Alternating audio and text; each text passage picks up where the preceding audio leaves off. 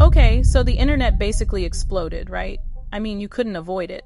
Trevor Engelson, Meghan Markle's ex-husband, the dude who's been radio silent for, like, a decade, suddenly decided to talk. And not just talk, but drop a freaking bomb. For years, it's been this unspoken thing, this ghost in the room whenever Meghan's name comes up. Everyone wondered what really went down between them, especially in those early days before Prince Harry. He just vanished, seemingly without a trace, career intact, dignity. Well, who knew? But now, bam, he's everywhere. It started with this teaser clip from a podcast, a 21-second snippet that leaked online before the actual episode even aired. Nobody knows how it got out. Maybe it was him, maybe a disgruntled producer, maybe just the universe having a laugh. But whatever it was like lighting a match in a fireworks factory. He's sitting there, right? In this dimly lit studio, looking all composed, but you can see the tension in his face. And then he drops this line. She doesn't just leave, she closes. That's her superpower. She closes. What the hell does that even mean? Everyone was scrambling. I mean, we all knew who he was talking about. He didn't have to say Meghan Markle's full name. The implication was deafening. And then he doubles down, saying something about how if she targeted Harry, it wasn't love at first sight, it was a deal. A freaking deal. The host even flinched. You could see it. It was like he'd been slapped. And then the clip cuts off, leaving everyone hanging. Twitter went nuts, Reddit went nuts, all the royal gossip sites went absolutely ballistic. Everyone was demanding answers. What pattern? What deal? Close what? And then, as if that wasn't enough, Trevor posts a black and white photo on Instagram. A chessboard, one piece standing, one toppled. The caption? Just one word. Check. The internet lost its collective mind. Was he implying Meghan played Harry? That she treats relationships like strategic moves? That he was just a practice round? It was insane. Look, for years, everyone assumed Trevor was silent because he was afraid. Afraid of the backlash, the royal machine, Meghan's influence. But maybe, just maybe, he was playing the long game. Waiting for the right moment, waiting for the Harry and Meghan narrative to crack, to show its weaknesses. And then, he struck. No memoir, no Netflix deal, just a few carefully chosen words. And the thing is, it worked. The clip overshadowed everything. Even major news outlets were running segments on it. What does Trevor Engelson really know? Is Meghan's past finally catching up with her? Did he just accuse her of targeting Harry? Royal commentators were tripping over themselves to analyze every single syllable, and a new question started to emerge. Was Trevor done, or was this just the opening move? Because the podcast host, she went live on TikTok and said, "You guys, that 21-second clip, that wasn't even the wild part. If the rest of the interview airs unedited, Hollywood is gonna explode." Seriously? What else could he possibly say? So, yeah, the stage was set. Everyone was waiting for the full interview to drop, bracing themselves for the fallout. And when it finally did, man, nobody was ready. He didn't start with Meghan. He didn't start with Harry. He started with himself. He talked about the early days, film school, the hustle, building his career from the ground up. He talked like a guy who'd been in the trenches long before his ex-wife was walking into palaces. And then the host asked him why he'd stayed silent for so long. And Trevor says, "I wasn't silent. I just didn't speak publicly. There's a difference." And then he adds, "But people kept telling my story for me, wrongly." That was the spark. And that's when the wildfire started. He didn't trash Meghan, which I think threw a lot of people off. He didn't go all scorched earth, you know? He was almost clinical. He talked about her ambition, her drive, but he called it mechanical, strategic. He said, "I don't think she sees people as people. She sees them as steps, chapters, moves. Ouch." And then he gets to the turning point, the moment he realized he wasn't part of her plan anymore. He wasn't the right direction. Not that he wasn't good enough, he made sure to say that, but that he just wasn't useful anymore, I guess. He called it efficient. The host, she's like, "What do you mean, efficient?" And you could tell Trevor knew he was about to drop a major truth bomb. He hesitated, but then he just went for it. "I was the warm-up act," he said, "and when the main act showed up, she closed." Boom. He clarifies it, too. He's like, "I don't mean close like romance. I mean close like a deal. She sets a goal, she figures out how to get there, and then she executes. No hesitation, and everyone knew he was talking about Harry. Then he tells this story, this moment from years ago, long before Meghan and Harry were even a thing. A friend jokingly asked him if Meghan might someday go for someone like royalty, and Trevor laughed it off. But then he said, "I laughed because I knew something he didn't. Once she sets a destination, she gets there." The host straight up asked him, "So you think she targeted Harry?" And Trevor, he doesn't confirm it outright, but he says, "I think she saw an opening, and she doesn't miss openings." Come on, he basically confirmed it without actually confirming it. It was masterful. And the internet just exploded.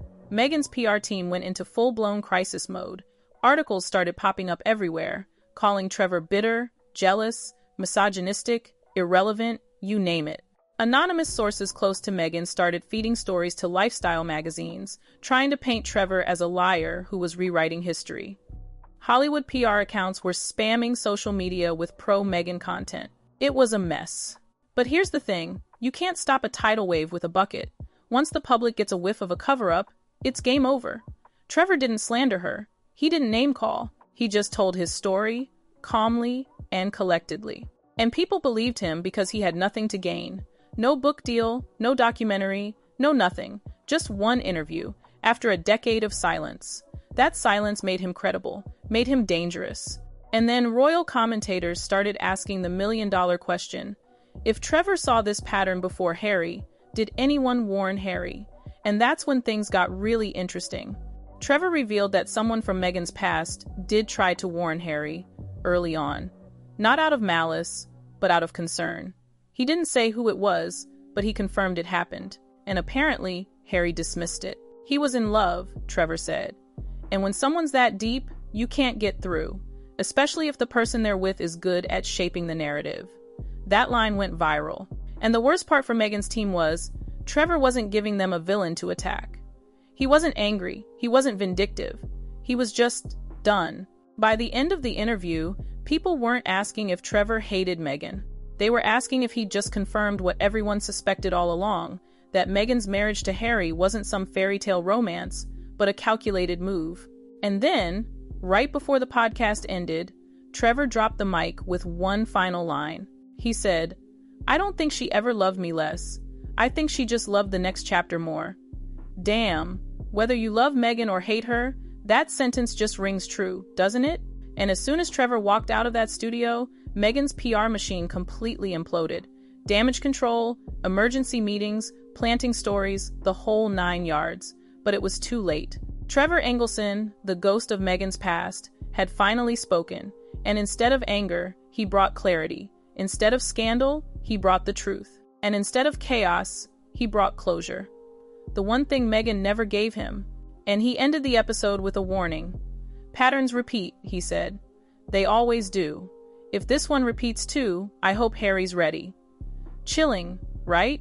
And everyone's sitting there wondering, is Harry gonna wake up now? Is he gonna see what everyone else has been seeing for years? Or is he just gonna double down and keep defending her? 'Cause here's the thing, the palace, they've gotta be sweating bullets. I mean, this isn't just some tabloid story anymore. This is Trevor, the ex, the guy who knew her before she was a duchess, saying, "Hey, I saw this coming a mile away." That's a whole different level of credibility. And you know Meghan's team, they're probably working overtime trying to discredit him, trying to paint him as a scorned ex. But it's not working, is it? 'Cause he's not yelling. He's not screaming. He's just laying out the facts as he sees them. And honestly, it makes her look even worse. I mean, think about it. If someone tried to warn Harry and he ignored them, that's not a good look for him either. It makes him look naive, like he was completely blinded by her. And that's not the image the palace wants to project, is it? They want him to look like a strong, independent leader, not some love-struck puppy. And the whole patterns repeat thing, that's gotta be keeping them up at night. What's the next chapter for Meghan? Is she gonna get bored with Harry? Is she gonna find someone else who can take her even further? I mean, the woman clearly has ambition. You can't deny that. But is it all about power and status? That's the question everyone's asking now.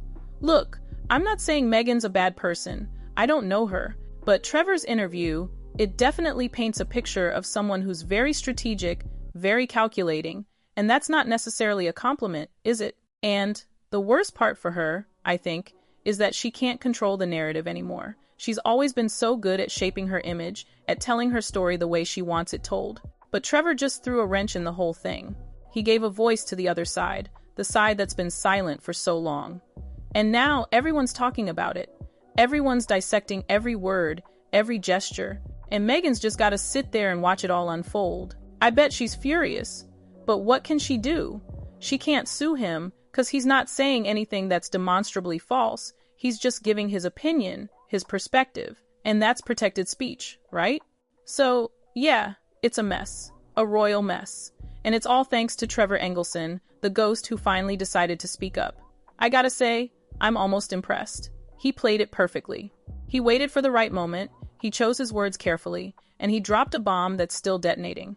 And Harry, well, he's either gonna wake up and smell the coffee, or he's gonna go down with the ship. It's his choice.